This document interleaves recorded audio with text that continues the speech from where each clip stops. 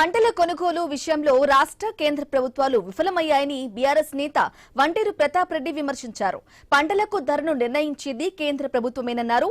BJP నేతలు రైతుల విషయంలో మొసలి కన్నీరు కారుస్తున్నారని విమర్శించారు. కేసీఆర్ హయాంలో వేల గోదాములు నిర్మించారని తెలిపారు. కాంగ్రెస్ ప్రభుత్వం ఒక్క గోదాము కూడా కట్టలేదని మండిపడ్డారు.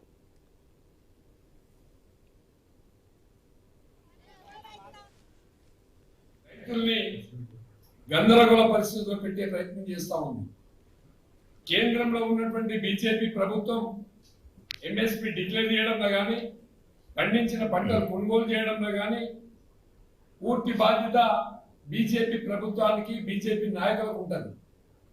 నిన్న మొన్న ఇవాళ కూడా బీజేపీ సెంట్రల్ మినిస్టర్లు, ఎంపీలు, ఎమ్మెల్యేలు రైతుల దగ్గరికి వచ్చి ముసలి కన్నూరు కాలుస్తున్నారు. మీరు కేంద్రంలో అధికారంలో ఉన్నారు, కాంగ్రెస్ రాష్ట్రంలో అధికారంలో ఉంది.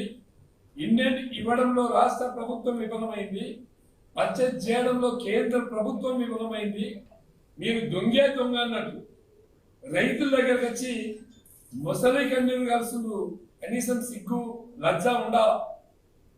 బాధ్యత ఉన్న వాళ్ళే బాధ్యత రహితంగా ప్రజల దగ్గరకు వచ్చి, రైతుల దగ్గరకు వచ్చి మాట్లాడుతుంటే సిగ్గనిపిస్తుంది.